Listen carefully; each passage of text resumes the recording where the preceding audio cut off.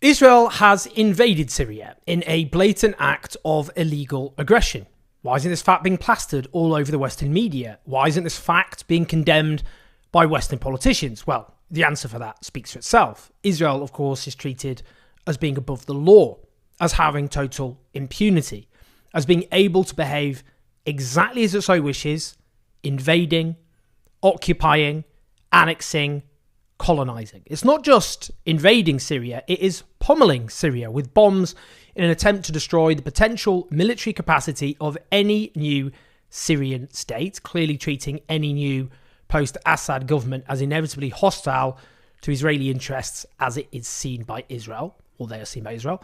It's reported that Israeli tanks are up to 16 miles away from the Syrian capital, Damascus, and have certainly gone miles beyond the Golan Heights, into a so-called buffer zone patrolled by the UN. The claim made by Israel is that a disengagement agreement signed between the Assad regime and the Israeli state in 1974 has now collapsed. An agreement, it should be noted, that the Syrian regime has refused to challenge in that half a century. That's despite the fact that the Golan Heights is illegally occupied by the Israeli state.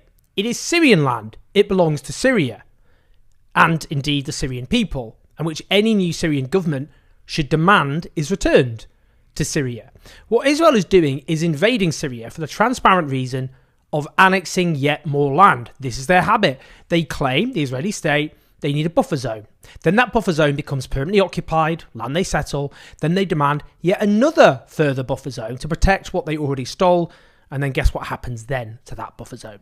You guessed it. The Israeli state steals it, occupies it, de facto annexes it, and colonises it. Now, what I'm doing is merely stating what international law says, which the British state, by the way, is supposed to abide by, that the Golan Heights are illegally occupied. They belong to Syria. So let's listen with that in mind to Pat McFadden, a key government minister, a key player in the Starmer government. The United States, we know, has bombed some targets inside Syria over the last 24 hours. Israel has done the same. Where does that leave the UK? Do you fully support the action that they have been taking? What I think Israel's doing is making sure its position in the Golan is secure. One of the things to note about this has partly happened because of Israeli action against Iranian proxies around the region, and that has left Iran weakened, and that is partly why the Assad regime has fallen. So the action that Israel has taken over the last few days will be to make sure that its position in the Golan is secure. So that's supported by the UK? We will always support Israel's right to defend itself and make itself secure. So what he's doing there is thumbing up his nose, sticking up his fingers at international law, supporting Israel's right to flout international law, to cement its illegal grip over occupied land, even after all that's happened, despite the International Criminal Court leaving Benjamin Netanyahu a wanted man with an arrest warrant for war crimes and crimes against humanity, still framing Israel's behaviour as self-defence. What the Israeli state does, or says, is doubly legally illiterate. Just because a Syrian government has changed doesn't mean the 1974 agreement doesn't still apply. The Syrian state, the Syrian nation, still exists. This is simply an excuse for a land grab. Indeed, just last month, Israel's finance minister, Bezalel Smotrich, called for Israel's borders to be redrawn all the way to Damascus. He says it is written that the future of Jerusalem is to expand to Damascus, a greater Israel. Believe them the first time when they tell us who they are. As Sina Tusi, research associate at the National Iranian American Council and senior official at the Center for International Policy, puts it, Israel is systematically destroying what remains of Syria's military, naval bases, warehouses, aircraft, leaving it defenceless for a generation. It seized 235 square metres of Syrian land, which he notes is equivalent to 60% of Gaza. Yet he says, yet the world and Syria's new rulers are silent, a bid for total regional hegemony. Indeed, Israel is battering Syria with airstrikes. According to the Syrian Observatory for Human Rights, they have hit 322 targets since the Assad regime fell on Sunday, including warehouses, aircraft squadrons, radars, military signal stations, and numerous weapons and ammunition depots. We can see images of some of those airstrikes. يا حرام. أوه.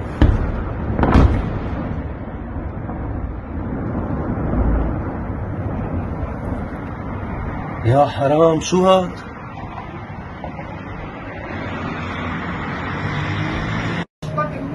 Now, we can see a map of entirely unprovoked aggression by the Israeli state against Syria, showing where bombs are being dropped across what is, after all, a sovereign nation. Now, let's quote Omar al-Shogr. He's a 29-year-old Syrian refugee, director for detainee affairs at the Syrian Emergency Task Force. He was first arrested by the Assad regime at an anti-government protest when he was just 15 years old, arrested 7 times. He spent 3 years in detention, suffering torture every day, including electric shocks, beatings with cables, his fingernails removed. Both of his cousins were killed by the regime. He says the international community should celebrate the fall of Assad regime and simultaneously speak up against the Israeli occupation and expansion in Syria. Syrian weapons are the property of the Syrian people. No one has the right, in inverted quotes, to destroy them, but the Syrian people themselves. As the journalist Murtaza Hussein at the brilliant Dropsite News puts it in response to that, Israel appears to have deemed the new regime in Syria as hostile and is eliminating its weapons preemptively in order to zero out even hypothetical capacity to threaten it. That said, obviously Syria will rearm, and no attempt was made by Israel to seek pragmatic relationship. Here's a critical point. Israel has repeatedly bombed Syria under Assad, over and over again in fact, and the Assad regime did not lift a finger in response, despite some trying to present this regime as some anti-imperialist champion of the Palestinian people. To quote the Israeli newspaper Haaretz, not only did Syria not play an active role in the resistance front, in quotes, but Assad prevented pro-Iranian militias from attacking Israel from its territory and ignored Israel's airstrikes on Iranian targets in Syria. This past April, Mohammad Reza Zahedi, the commander of the Quds force in Syria and Lebanon, was assassinated in Lebanon. Of course, again, an assassination with no Syrian response. That's on top of the Syrian regime slaughtering and imprisoning thousands of Palestinians, according to the Action Group for Palestinians of Syria, who now report the release of multiple, huge numbers of Palestinian refugees who were imprisoned by Syria's regime being released. Indeed, here's an interview, just to put everything in context, from a few days ago. It's with, I don't even know how to describe this individual. His name's Eliyahu Yozian. He's a former member of Israeli Unit 8200 military intelligence.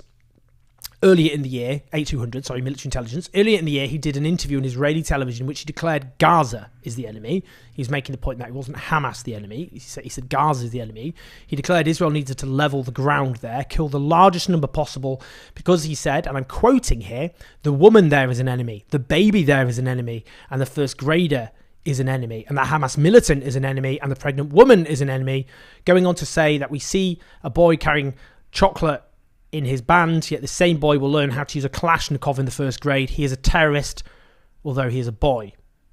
Well, nice to know what we're dealing with, isn't it?